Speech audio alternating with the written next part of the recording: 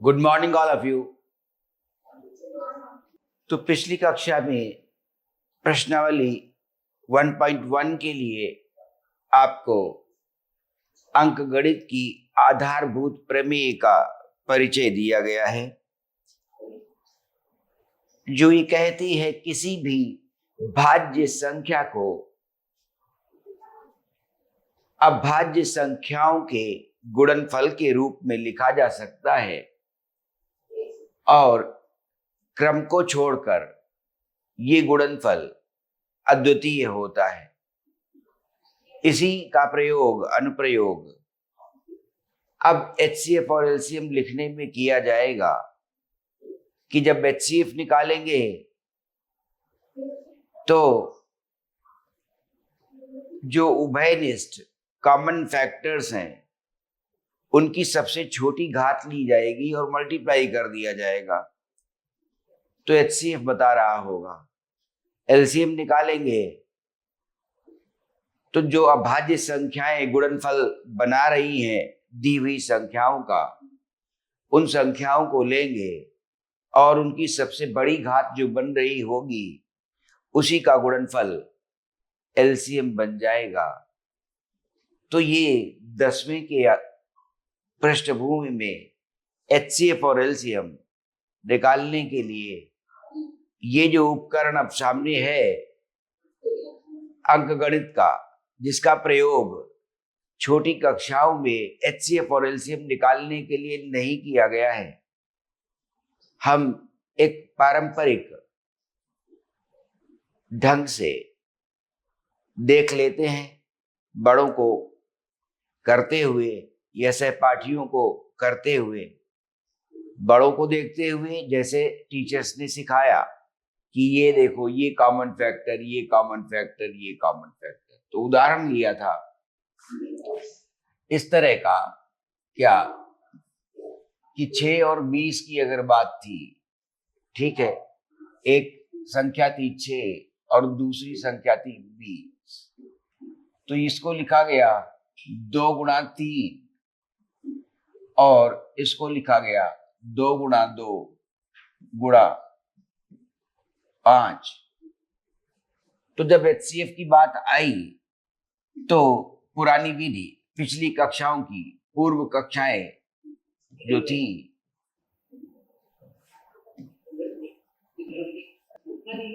तो पूर्व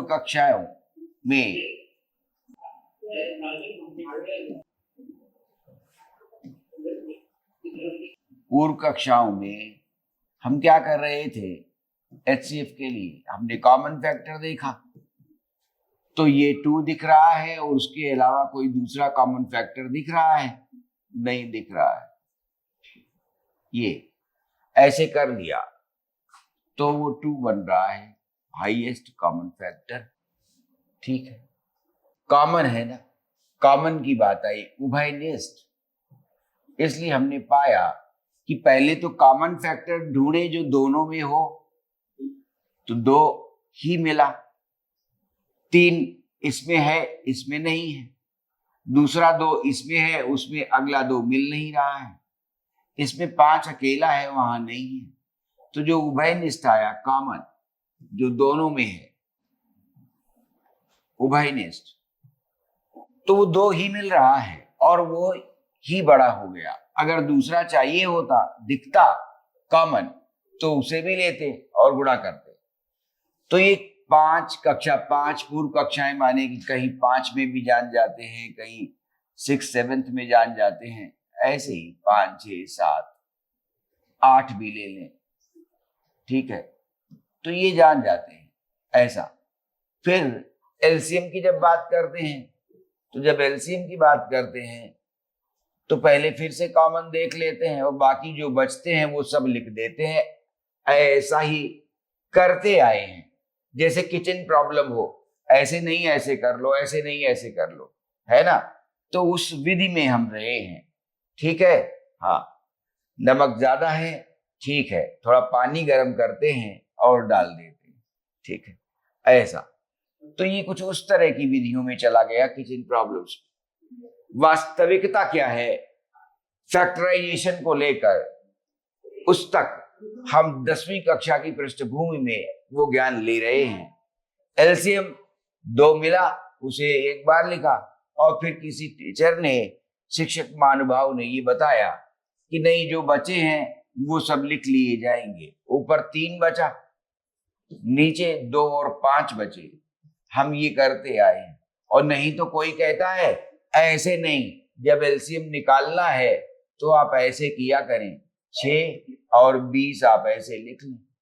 अब आपने किया 2 गुणा 3 और ये 10, फिर आपने किया ये 2 से चला गया, ये नहीं गया, वही लिखा है 2 5 10।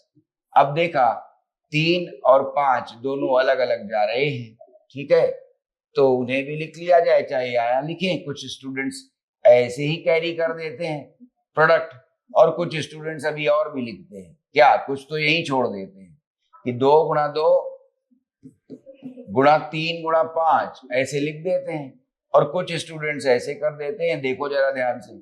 लेकिन अब 10th की पृष्ठभूमि में जब हम लिखेंगे तो अब नई चीज जो सिखानी है कि अंक गणित की आधारभूत प्रमेय का जो अनुप्रयोग आएगा एचसीएफ और एलसीएम के लिए, उनके स्टेटमेंट्स, ठीक है, क्या है ये देखा जाए।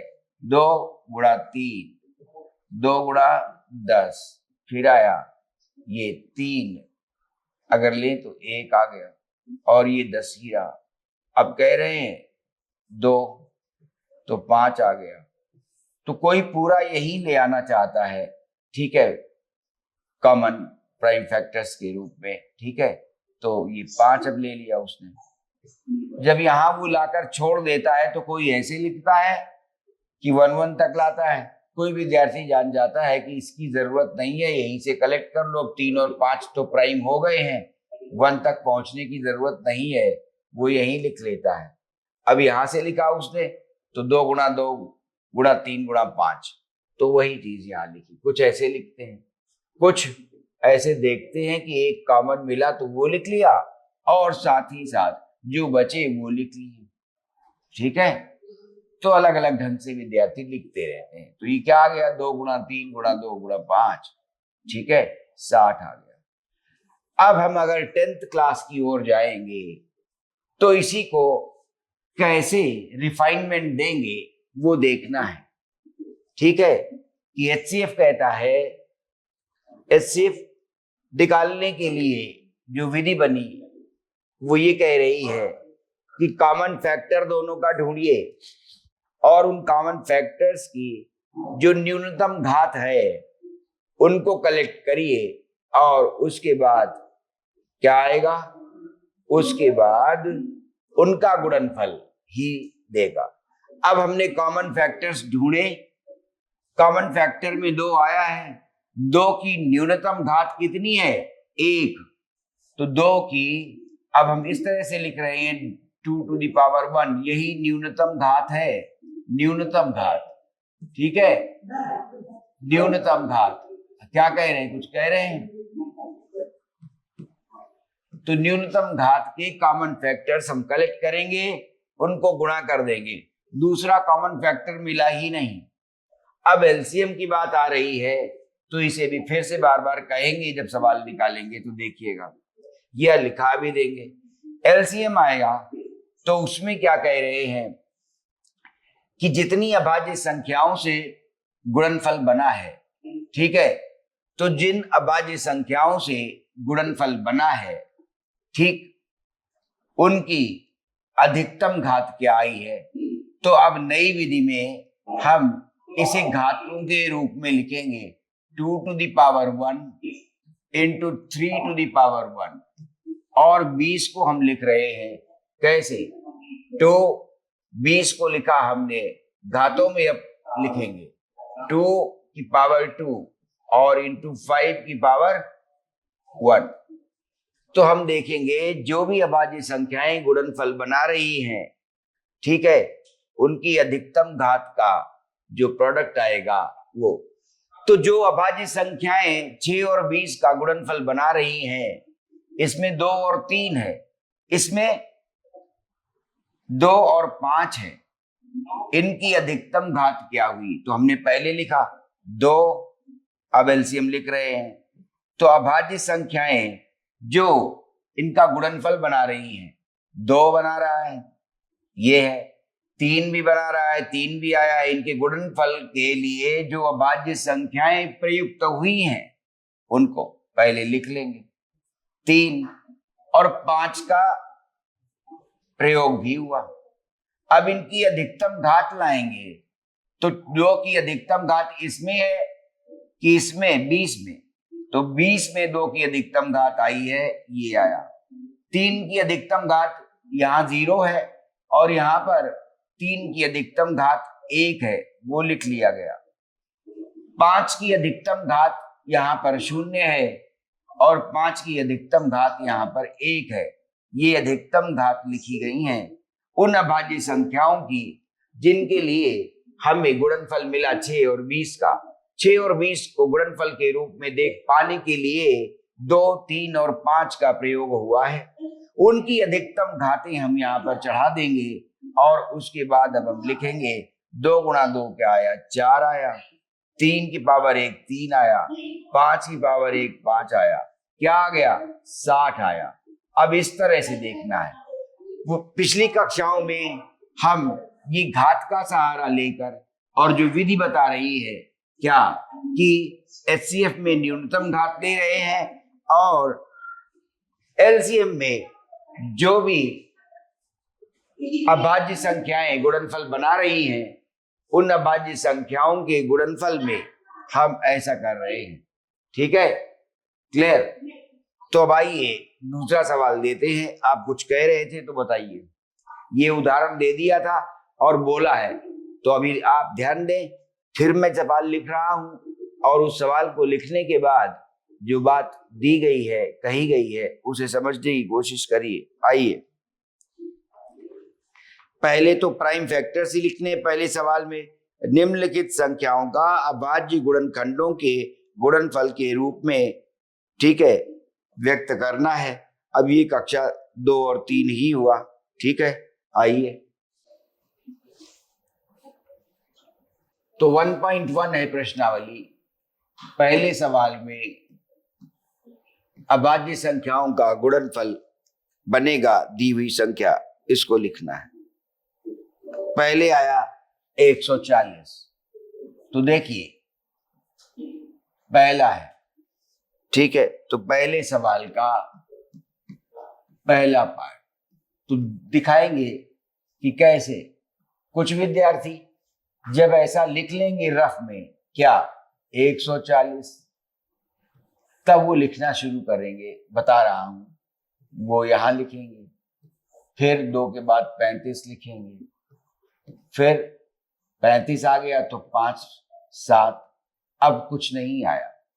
ठीक है, तो और कुछ विद्यार्थी इसे नहीं लिखेंगे रफ में, डायरेक्ट लिखेंगे। 2 बचा 70, 70 में फिर से 2 आ गया तो बचा 35, 35 में 7 दिख रहा है, 5 गुणा 7, ये डायरेक्ट भी लिख लेते हैं विद्यार्थी।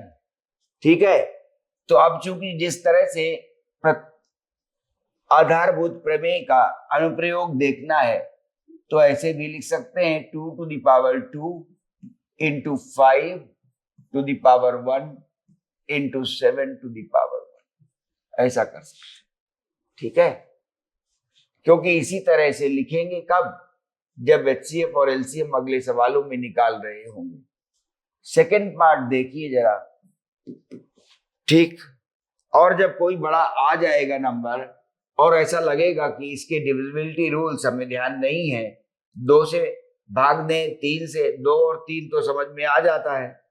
आगे के प्राइम के डिविजिबिलिटी रूल्स यदि नहीं पता है तो कठिनाई होती है। उसका तरीका यही रहता है कि बड़ा प्राइम धीरे आगे ट्राई करते जाइए, जो 20 तक के प्राइम है उनमें से किसी से डिवाइड हो जाएगा, नहीं आगे एक अगला प्राइम चुन लेंगे, उनसे डिवाइड हो जाएगा। ठीक है, अभाज्य संख्या। आइए अगला देखते हैं 156, 156, 156। ठीक है, 2 से तो तुरंत चला जाएगा। क्यों? इकाई के अंक पर 6 आया है, 6 में 2 से भाग चला जाता है, इसलिए 2 से चला गया। तो डिविजिबिलिटी रूल्स अगर किसी को भूल गए होंगे तो बताएगा, छोटी कक्षाओं की बातें हैं। डिविजिबिलिटी रूल्स, ठीक है, डिविजिबिलिटी रूल्स अगर भूले हुए होंगे तो भी जब हम सवाल कर रहे हैं तो बोल दे या कर रहे हैं, अगर किसी को लिखना होगा तो बताएगा। तो 2 से भाग क्यों चला गया? इकाई के अंक पर जो संख्या आई है उसमें 2 से भाग चला जाता है, इसलिए पूरी संख्या में 2 से भाग चला जाए। ठीक है, 2 से क्या बचेगा? ये बोलो जल्दी, 150 का 75 और 3 78, 78 बचा। 78 बचा, फिर से 2 चला जाएगा। ठीक है, तो 39 बचा।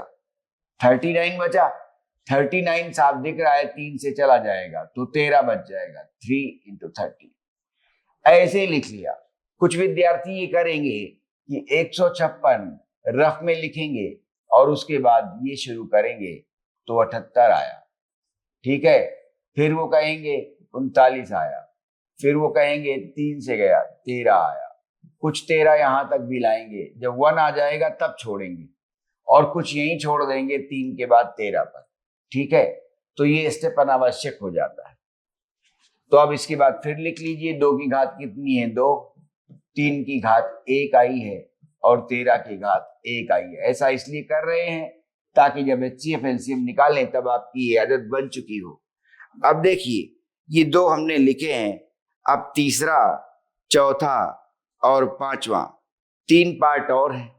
आप अपने संज्ञान में लीजिए इन तीनों को, जो सरल लगे पहले उसे करिए और फिर जो कठिन लगे बाद में उसे करिए। 3 है, 3 में से कोई 2 उठाइए, एक आपको जो पहले सरल लगे उसे, और एक जो आपको लगे ये कठिन है।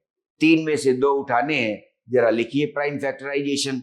ठीक है, आगे जो 3 पार्ट बचे हैं, 3 पार्ट जो बचे हैं वो आया 3825 है तीसरा, और 5005, और फिर आया है 7429। इनका प्राइम फैक्टराइजेशन आप लिखिए। ठीक है, लिख गया?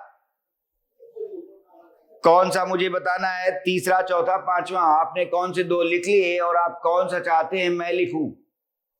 तो आइए मैं सवाल लिख देता हूं। जो तीसरा पार्ट था वो आइए, तीसरा पार्ट है,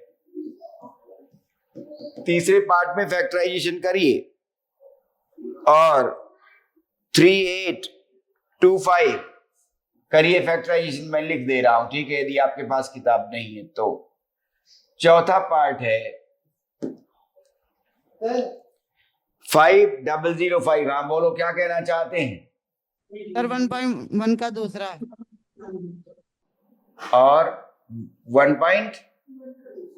तो अब दूसरे सवाल पर हाथ हो जाए। तुम्हें ये दिख तो रहा है कि हम कहां पर हैं। बाकी विद्यालय बैठे हैं ना, तो उन्होंने कहा कि सवाल लिख दीजिए, हम लोगों के पास किताब नहीं है तो पहले सवाल लिख रहे हैं, अभी आ रहे हैं। हमने पहले वाले पार्ट में से कहा था ना 7429। 7429 तुम कर चुके? बोलो, जिसने दूसरा सवाल पूछा है 1.1 का। ये 3 पार्ट हैं, इनको अटेम्प्ट करिए प्राइम फैक्टराइजेशन के लिए। दोनों में यहां पर 5 का अंक इकाई पर है। ठीक है, इसलिए 5 से भाग दे दीजिए। 9 2 11 4 15 और 7 कितने हो जाएंगे? 22। जोड़ने पर पता चला कि 3 से भाग नहीं जाएगा। ठीक है, तो अब प्राइम यहां ट्राई करिए कि पहली अभाज्य संख्या धीरे धीरे 2 से भी नहीं जा रहा है, 3 से भी नहीं जा रहा, 5 से भी नहीं जा रहा है, 7 से ट्राई कर लीजिए। 7 भी नहीं जा रहा है। ऐसे लिखिए इनको। और इसको लिखा कि नहीं लिखा? अब किताब यदि नहीं है तो हमने ये 3 भाग लिख दिए। किया आपने? अरे HCF LCM निकालने के लिए प्राइम फैक्टराइजेशन ही करोगे। उस प्राइम फैक्टराइजेशन को कैसे हैंडल करते हैं इसके लिए पहले सवाल के 5 भाग हैं अच्छे से। तो उनमें से 2 मैंने सरल से लिख के दिखाए हैं, 3 बचे हैं, उन्हें करने को कहा है। तो बीच में आवाज आ गई, पहले दूसरा सवाल बताइए। तब मैंने कह दिया है कि आप अभी इनका गुणनखंड करते हुए इस पॉइंट पर, इस सवाल पर पहुंचे कि नहीं पहुंचे। तब जवाब नहीं आ रहा, हमने इसका प्राइम फैक्टराइजेशन आपसे मांगा है। बताइए 7429 का प्राइम फैक्टराइजेशन किस विद्यालय ने लिखा है? और किताब से देखकर उत्तर तो नहीं लिख दिया? तो क्या आया बोलो? पंडित दीनदयाल उपाध्याय विद्यालय से छात्रा एक कह रही है, हाँ बोलो क्या फैक्टर्स लिखे? हाँ 17 गुणे 19 गुणे 23। 17, 19 और 23। बहुत अच्छा, शाबाश। अब ट्राई कैसे कर लिए कि 2 से गया नहीं क्योंकि 9 था, 3 से गया नहीं क्योंकि 9, 2 11, 4 15, 7 22, 5 से जाएगा नहीं, 7 से अगर तुरंत ट्राई किया गया तो दिख रहा है, ठीक है। फिर उसके बाद कंपोजिट नंबर से तो ट्राई करना नहीं, भाज्य संख्या से, ठीक। 11 ट्राई किया जा रहा है, फिर देखो नहीं बना। 11 में डिविजिबिलिटी रूल क्या है? 11 का डिविजिबिलिटी रूल किसको ध्यान है? बोलो किस विद्यालय में विद्यार्थी को, किसी को 11 का डिविजिबिलिटी रूल ध्यान है? बताइए। तो ये 11 से भाग नहीं जाएगा, ये कैसे पहचाना गया? तो 11 के बाद 13 और 13 के बाद 17 पर पहुंचना है, 11 से नहीं जाएगा। कैसे? 9 4 13, 7 गुणा 2 14, ठीक है। 13 और 14 डिफरेंस क्या आ गया? 1 आ गया, उसमें भाग नहीं जा रहा है 11 से, इसलिए 11 से नहीं जाएगा। तो इस तरह के डिविजिबिलिटी रूल्स की जो बात है उनको भी ध्यान रखेंगे कि आप जानना चाहेंगे कि हम ऐसे बिना डिवाइड किए क्या जान सकेंगे क्या कि 11 से भाग जाएगा कि नहीं जाएगा। ऑलराइट, तो 11 से नहीं गया। 13 का डिविजिबिलिटी रूल ऐसे पूछ लीजिए, जैसे कल पूछ लिया था कि नहीं, उनसे बताइए कि इर्रेशनल नंबर के सेट को किससे डिनोट करते हैं, इसको ढूंढ कर लाए कि नहीं लाए, ठीक है। 9th वालों से भी कहा है, 10th वालों से भी कहा है। अब आइए 11 का डिविजिबिलिटी रूल कोई बोल सके इसकी जरूरत होती है, लेकिन नहीं बोल पाते हैं। क्या 13 का डिविजिबिलिटी रूल लिखा गया है किताबों में कि नहीं लिखा गया है, ये भी बताइए। 13 से भाग नहीं जा रहा है, ठीक है, साफ दिख रहा है।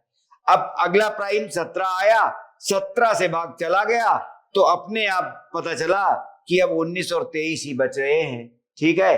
तो ये डायरेक्ट बढ़िया ब्यूटीफुल प्राइम्स जो बने आगे बढ़ते हुए, ठीक है, जो कम प्रयोग में आते हैं, तो 17, 19 और 23 बन गया, ठीक है। और इनको 5 से भाग देते हुए आप आसानी से लिख सकते हैं, ठीक है। 5 से शुरुआत हो जाएगी क्योंकि इकाई का अंक 5 है, ठीक है। तो इकाई का अंक 0 है यदि और 5 है तो 5 से भाग चला जाता है। डिविजिबिलिटी रूल यही था। अब प्रश्न है कि ये पढ़ाते वक्त मैं अचानक बोल देता हूं कि डिविजिबिलिटी रूल ये है और उसके बाद दोबारा उसे हम कहना नहीं चाहते या तेज विद्यार्थी सुनना भी नहीं चाहेंगे कि अब क्यों देखें डिविजिबिलिटी रूल्स, लेकिन डिविजिबिलिटी रूल पता रहने चाहिए। तो कोई डिविजिबिलिटी रूल क्या कहता है ये आपको ज्ञात रहना चाहिए। यदि कुछ भूल गया हो तो पूछिएगा। कौन कौन से डिविजिबिलिटी रूल छोटी कक्षाओं की किताब में मिलते हैं, कौन से नहीं मिलते, ठीक है। जैसे हमने कह दिया 13 का डिविजिबिलिटी रूल किताब में दिया हुआ है अथवा नहीं दिया हुआ है, ठीक है, क्लियर।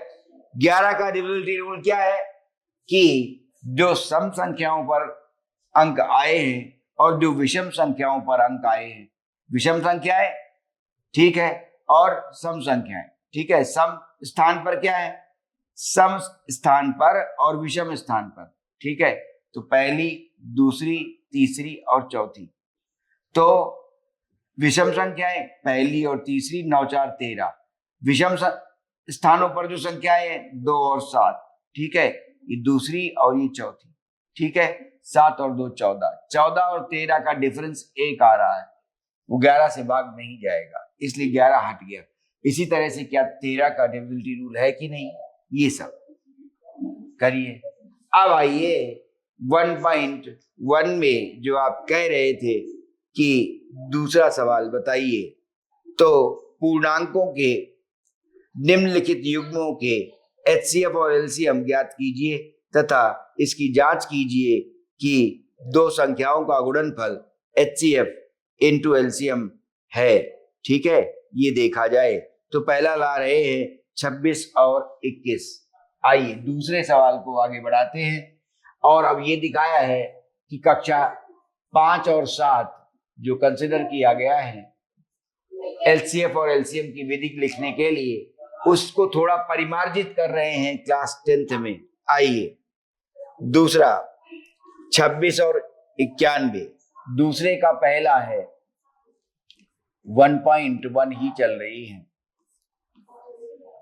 दूसरे का पहला संख्याएं हैं 26 और 91। ठीक है, ये ले रहा है 2 गुणा 13, ये ले रहा है 91। ठीक है, 13 सत्ते 91, 7 गुणा 13, सभी की घात एक ही है, लिख लें एक बार, 2 गुणा 1। ठीक है, 2 की घात 1, 13 की घात 1 और 7 की घात 1, 13 की घात 1। तो ये लिखना दोबारा पड़ा, पहली बार में भी यही लिखा जा सकता है, यहां इसकी छूट रहेगी। अब आइए HCF के लिए HCF के लिए क्या कहा गया था? HCF के लिए कहा गया था कि जो कॉमन फैक्टर हो उसे देखें। कॉमन फैक्टर क्या है? 13 कॉमन फैक्टर आया है ना? तो पहले हम क्या ढूंढेंगे HCF के लिए? Common factor. कॉमन फैक्टर, तो कॉमन फैक्टर में हमारे पास क्या बना? एक ही बना है कॉमन फैक्टर 13, और कोई दूसरा नहीं। दूसरा कॉमन फैक्टर मिला ही नहीं। उसकी न्यूनतम घात, ठीक है, लीस्ट इंडेक्स, न्यूनतम घात, लीस्ट इंडेक्स या एक्सपोनेंट। लीस्ट एक्सपोनेंट क्या आएगा? लीस्ट एक्सपोनेंट न्यूनतम घात जो बनेगी उसे देखते हैं। न्यूनतम घात क्या आई उसे देखिए। न्यूनतम घात आई 1, दोनों में ही न्यूनतम क्या है? इसमें 1 है तो क्या इसमें 2 है या 3 है? नहीं, दोनों में ही न्यूनतम घात कितनी बनी? 1 बनी। अब दूसरा कोई कॉमन फैक्टर है नहीं, तो इसलिए 13 टू दी पावर, ठीक है, 1, और वो 13 ही हो गया। अब LCM चाहिए। LCM में बड़ी घात का जिक्र है। LCM में हम क्या करते हैं कि जिन अभाज्य संख्याओं से गुणनखंड लिखे गए हैं, 2, 7 और 13 लिख लिया पहले, 2, 7 और 13। अब इनकी बड़ी घात ढूंढेंगे। यहां न्यूनतम घात है। न्यूनतम घात किसमें? HCF में। ध्यान रहे, न्यूनतम घात की बात किसमें है? HCF में। अब LCM में क्या है? ठीक है, अधिकतम घात लेंगे। ठीक है, अधिकतम घात, मैक्सिमम, अधिकतम घात। ठीक है, तो अधिकतम घात देखें, चढ़ाएं इन पर। 2 की अधिकतम घात 1 ही आई है, उसके बाद नहीं है। 13 की अधिकतम घात 1 ही आई है, 7 की अधिकतम घात 1 ही आई है, तो हम पाएंगे अब घात चढ़ा देंगे। ठीक है, और ये ठीक, तो अब जब ये घात चढ़ा दी हम लोगों ने, तो हम क्या पा रहे हैं? यही आ रहा है क्या? 2 गुणा 7 गुणा 13, तो 14 गुणा 13। ठीक है, कितना हो गया? 13 चौको 52 की 2 हासिल 5, 13 कम 13 और 5 18। अब जरा पहले सवाल का जो ये उत्तर बना दूसरे भाग में, दूसरे सवाल का पहला भाग है 26 और 91। अब इनका उत्तर देखा जाए 1.1। चलिए उत्तर पहले देखें और जब उत्तर मिल जाए तब आगे बढ़ें। 1.1 दूसरे सवाल का पहला पार्ट, ठीक है, और HCF कितना आया है? 13। ठीक है, और उसके बाद LCM लिखा कि नहीं? LCM नहीं लिखा, तो क्या दो एक ही चीज पता करनी है? पूर्णांकों के निम्नलिखित युग्मों के HCF और LCM ज्ञात कीजिए। ठीक है, और दोनों ही ज्ञात करने थे। 1.1 HCF 13, LCM 182 लिखा गया है। और फिर करेक्ट हुआ। अब उसके बाद कह रहे हैं कि ये वेरीफाई भी कीजिए कि संख्याओं का गुणनफल HCF गुणा LCM है। ठीक है, तो सत्यापित करना है क्या? सत्यापन। किसका सत्यापन? कि HCF इंटू LCM संख्याओं का गुणनफल। संख्याओं का गुणनफल कितना है? 26 इंटू 91। ठीक है, क्या ये बनेगा किससे? जो HCF इंटू LCM है। क्या अब ये आया HCF इंटू LCM। ठीक है, तो HCF कितना बना? 13 और LCM कितना बना? 182। ठीक है, ये देखते हैं तो हम पाएंगे क्या ये इसके बराबर है? देख सकते हैं, इससे 2 ले लिया तो 13 गुणा 2 हो गया। जब इससे 2 ले लिया तो ये 91 आ गया। 13 गुणा 2 26 हो गया और 91 आ गया। तो ये सत्यापित हो गया कि संख्याओं का गुणनफल कितना निकलता है? HCF गुणा LCM। ठीक है, HCF और LCM का जो गुणनफल बनता है वही संख्याओं का गुणनफल होता है। इस सवाल में ये वेरीफाई हो गया। अब आप एक सवाल स्वयं आगे, दूसरा वाला सवाल आप स्वयं करिए। सभी विद्यालयों से निवेदन है कि दूसरे सवाल का दूसरा पार्ट जिसमें संख्याएं हैं 510 और 92, इसे आप पहले खुद से करिए। देखें पहले कौन सा विद्यालय इसे निकालेगा सवाल को। HCF और LCM निकालिए, सत्यापित भी करिए कि HCF और LCM का गुणनफल संख्याओं के गुणनफल के बराबर है। ये भी सत्यापित करना है। चलिए निकालिए दूसरे सवाल का दूसरा पार्ट जिसमें संख्याएं हैं 510 और 92। सवाल को करिए पूरा। लाइए, निकाला आपने 510 और 92, ये निकालना था सवाल। दूसरे का दूसरा भाग हमने आपको करने को कहा है। दूसरे सवाल का दूसरा भाग दिया गया है 510 एवं 92। देखिए जरा, 510 और HCF कितना आया? 2। और LCM भी निकालो। LCM 23,460। ओके, एक्सीलेंट, बहुत अच्छा, शाबाशी। तो ये देखो 51 है और 0 आया, तो 3 से तो तुरंत जा रहा है, तो 3 आया और 17 आया। अब 10 बचा, तो 10 में क्या है? 2 गुणा 5 है। आसान लिख लिया। तो ये करने की जरूरत जो रहती है इसको धीरे धीरे बचिए अब, क्योंकि 10th क्लास आ गया ना, आगे की गणित पढ़नी है। धीरे धीरे स्मार्टनेस चिंतन में बढ़नी चाहिए। चिंतन में जब एक्सप्रेस करें आगे तो कुछ स्मार्टनेस आए, तो इसे बहुत दूर तक कैरी ना करें, ये ऐसे ही लिख सकें बिना इसके। ठीक है, तो अब किया 2। ठीक है, तो 2 गुणा 2 4, 1 2 पंचे 10, 1 ये आया। फिर अब 5, तो 5 गुणा 5 25। ठीक है, 5 एकम 5 आ गया। फिर अब 3 किया तो 17 आ गया। फिर अब 17 से, तो ऐसे कहते हैं सुविधा रहती है शायद, इसलिए आदत मेंटेन करते हैं। लेकिन अब 10th क्लास में है, बुद्धि तेज हो चुकी है और अब ज्यादा परिपक्व हो गई है पहले से, तो ये डायरेक्ट लिख सकते हैं। अभ्यास करिए। अरे भाई, आगे भी तो पढ़ना है, 10वीं के बाद 11वीं 12वीं को पढ़ना है। ऐसी रुचि आ जाए कि ऐसे सब्जेक्ट्स, इंजीनियरिंग, फिजिक्स, मैथ्स, ये सब आगे भी पढ़ने हैं। और कोई भी सब्जेक्ट पढ़ना हो तो भी गणितीय चेतना तो वास्तव में जरूरत रहती ही है। आइए, अब 92 को क्या करें? 2 से चला ही जाएगा। ठीक है, तो ये 46 बचाएगा। 46 साफ दिख रहा है कि फिर 2 से चला जाएगा, चला गया तो 23 बचा। अब HCF की बात आएगी। ठीक है, तो इसमें अगर घातों के रूप में लिखना चाहते हैं तो 2 की घात 1, 5 की घात, 3 की घात और सभी की घात यहाँ पर 1 ही है। तो इस तरह से लिख लिया 2 to the power 1, 3 to the power 1, 5 to the power 1, 17 to the power 1। अब इसमें लिखा तो इसमें कहेंगे 2 to the power 2 into 23 to the power 1। तो HCF के लिए क्या लिखा है?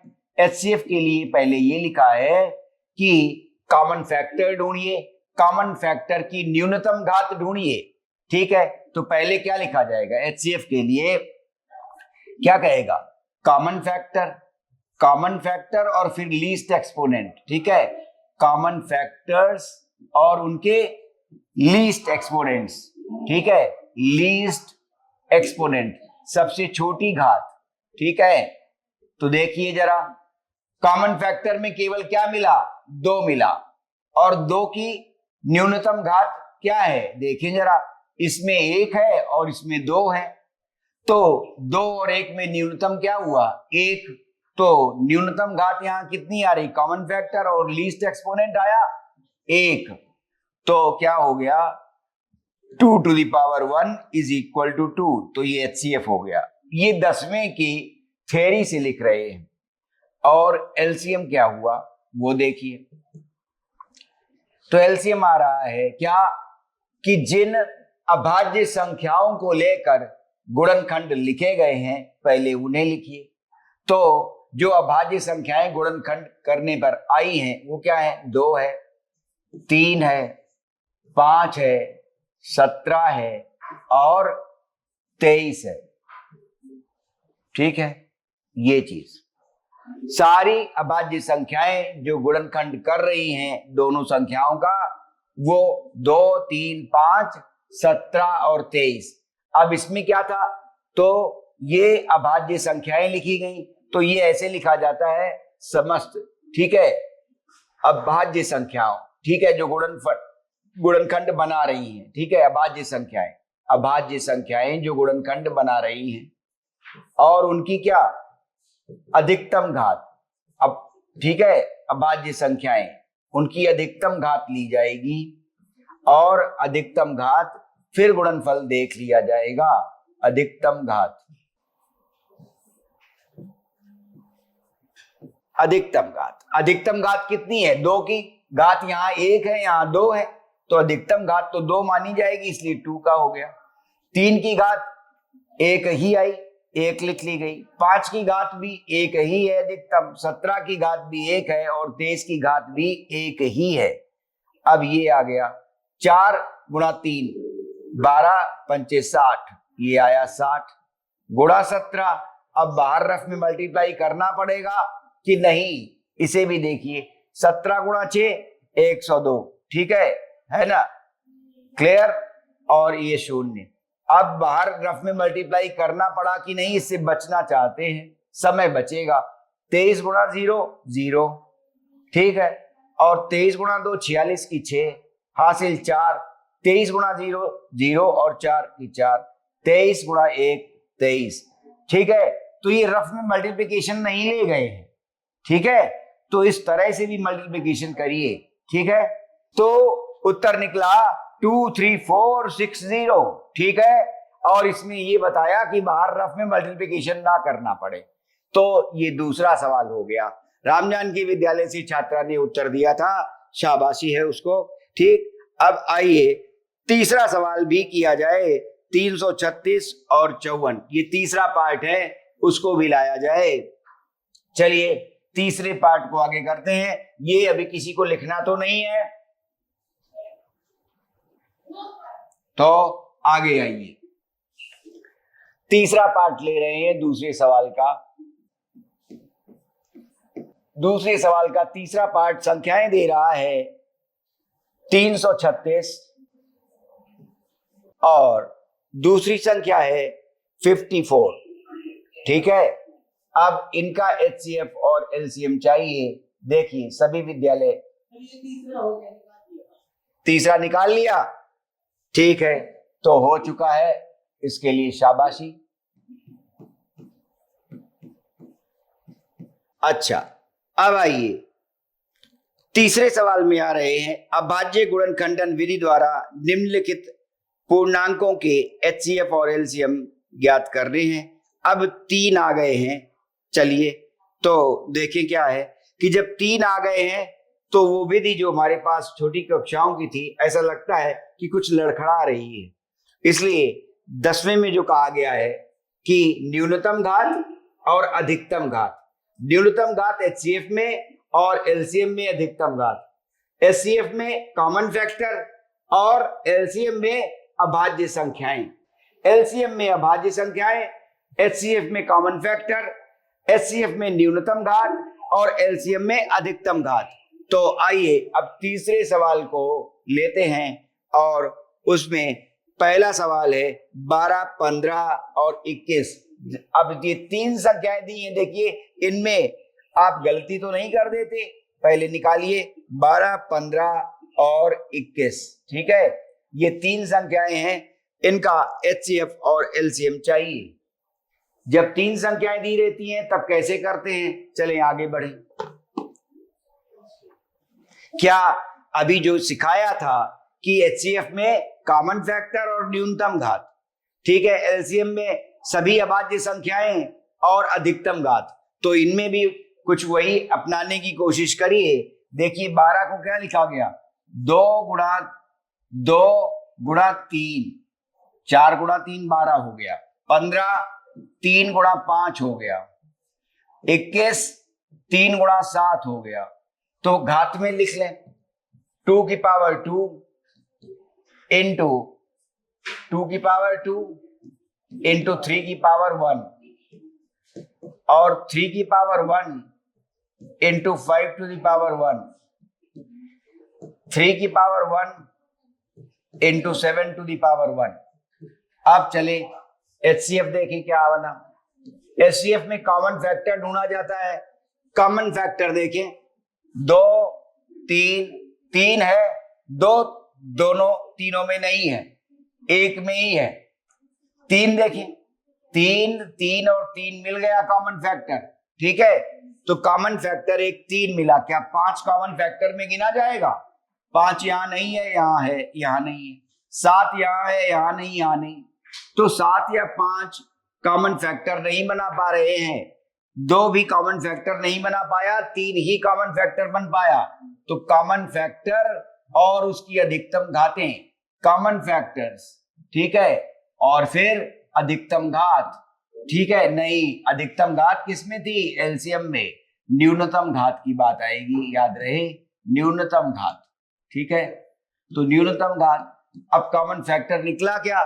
कॉमन फैक्टर केवल 3 निकला है और उसकी न्यूनतम घात क्या है? तो न्यूनतम घात आई है 1। तो कितना हो गया? 3 to the power 1 is equal to 3। तो HCF, ठीक है, 3 बना।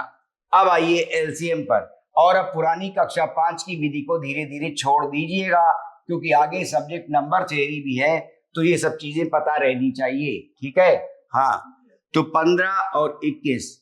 तो अब देखिए जरा, LCM में क्या था? सभी अभाज्य संख्याएं। अभाज्य संख्याएं कौन कौन सी हैं? 2 है, 3 है, 5 है और 7 है, जो गुणनखंड बना रही हैं। 2 3 5 और 7 लिख लिए।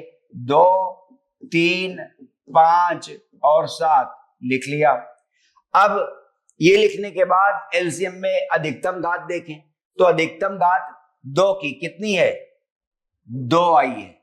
3 की एक ही अधिकतम घात है, 5 की अधिकतम घात 1 और 7 की अधिकतम घात भी 1 है।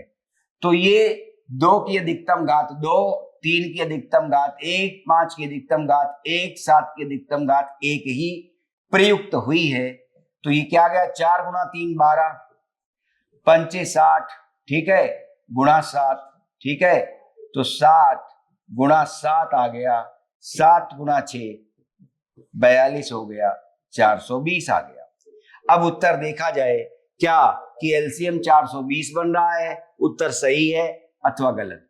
HCF 3 बन रहा है, जो विधि 10th में जानी है।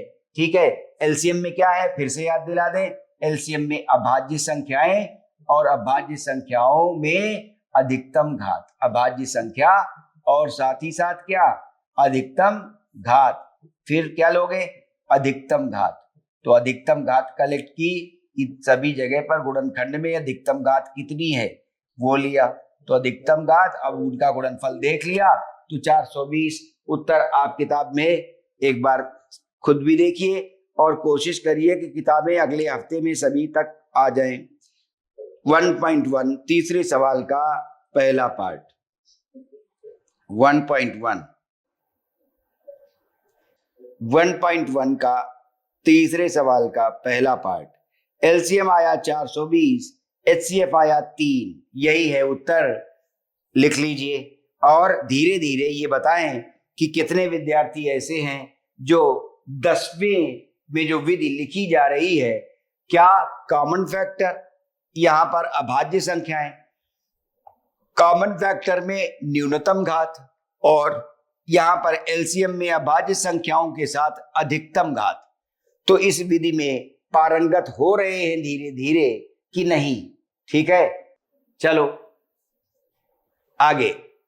अब तीसरे सवाल का एक भाग दिखा दिया कि जो विधि हम लोगों ने सीखी 10वें में, उसी विधि से अगर 3 संख्याएं भी दी गई हैं तो उनका एचसीएफ और एलसीएम बन जाता है।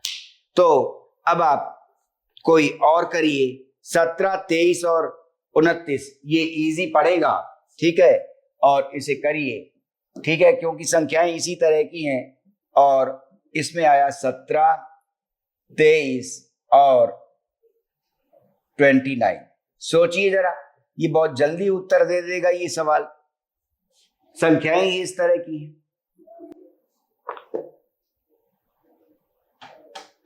बनाइए 17, 23 और 29, तो पता चल रहा है कि 1 गुणा 17 ही है, ये ऐसी अभाज्य संख्याएं ही हैं। 23 अगेन 1 गुणा 23, 29 1 गुणा 29, और तो कुछ नहीं बन रहा है, ठीक है। तो कॉमन फैक्टर एक ही बना है ना, एचसीएफ। तो ये को प्राइम थे नंबर 17, 23 और 29, इनका एचसीएफ 1 बन रहा है, ठीक है। जब एचसीएफ 1 बनता है, ठीक है, तो कॉमन फैक्टर एक ही मिला, और एक मिलने के बाद न्यूनतम घात, एक की न्यूनतम घात एक ही आई है सभी जगह, ठीक है। तो एचसीएफ 1 बन रहा है, 1 टू द पावर 1 न्यूनतम घात इज इक्वल टू 1। अब एलसीएम देख रहे हैं। एलसीएम में हमने पाया क्या कि जो अभाज्य संख्याएं आई हैं, 1 प्राइम बोला भी नहीं जाता अभाज्य, ठीक है, इस तरह से, तो 1 प्राइम नंबर नहीं है, ठीक। तो अभाज्य बोलने से लग रहा है कि नहीं, 1 को अभाज्य मान लें क्या, ठीक है। तो देखिए जरा क्या आया, 17, 23 और 29, और इनकी अधिकतम घात कितनी है? अधिकतम घात इनकी एक ही है। तो अब ये मल्टीप्लाई करिए, देखिए कौन पहले मल्टीप्लाई करेगा और उत्तर को पाएगा। 17 गुणा 23 गुणा 29 बचा, तो आगे बढ़िए। हाँ, कितना आया? सर 11,339 एलसीएम है और एचसीएफ 1। 1.1। तीसरा 11,339 एलसीएम, आपने क्या बोला था, यही ना 11,339, एचसीएफ 1, ठीक है, हाँ वेरी गुड। तो ये मल्टीप्लिकेशन 11,339 बना है, और एचसीएफ 1, तो ये को प्राइम है, सह अभाज्य है ना, तो ये संख्याएं सह अभाज्य थी, सह अभाज्य।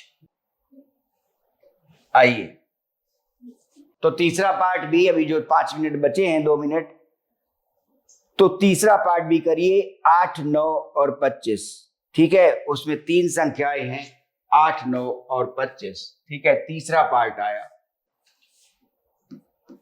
तीसरा पार्ट 8, तीसरे सवाल का चल रहा है। 8, 9 और 25,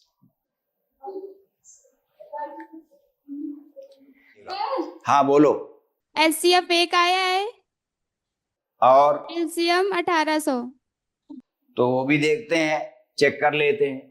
8, 2 गुणा 2 गुणा 2 आया, तो 2 की पावर कितनी हो गई? 3 हो गई। 9, 3 गुणा 3, ठीक है, तो हो गया 3 स्क्वेयर। 25, 5 गुणा 5 हो गया 5 स्क्वेयर। तो अब लेंगे क्या? एचसीएफ, कॉमन फैक्टर पहले ढूंढें, ठीक है। तो कॉमन फैक्टर्स क्या बन रहे हैं देखा जाए। यहां 2 आया है, यहां 3 है, यहां 5 है। कॉमन फैक्टर्स में से केवल 1 ही क्वालिफाई कर पाया, ठीक है, और उसकी न्यूनतम घात कितनी है, ठीक है, तो लीस्ट इंडेक्स की बात आएगी, लीस्ट एक्सपोनेंट कितना है, वो 1 ही है, तो 1 to the power 1 is 1 आ गया, ठीक है, ये बना HCF। अब LCM के लिए देखें, जिन अभाज्य संख्याओं का प्रयोग हुआ है वो 2, 3 और 5 है, ठीक है, तो 2 गुणा 3 गुणा 5 आया। इनकी अधिकतम घातें क्या हैं? 2 की अधिकतम घात 3 आई है, 3 की अधिकतम घात 2 आई है, 5 की अधिकतम घात 2 आई है, इसलिए लिख ली, ठीक है। तो फिर से लिख दे, एलसीएम अभाज्य संख्याएं और अधिकतम घात, अभाज्य संख्याएं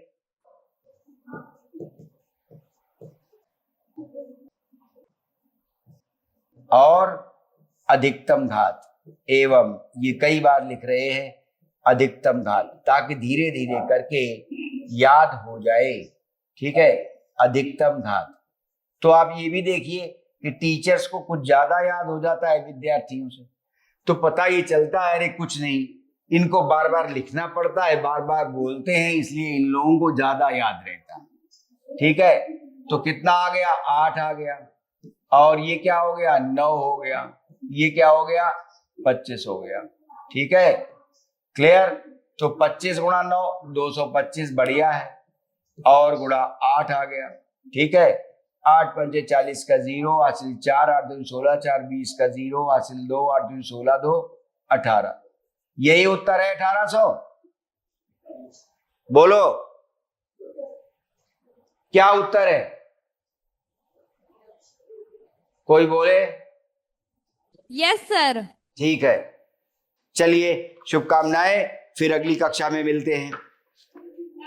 हरे कृष्णा।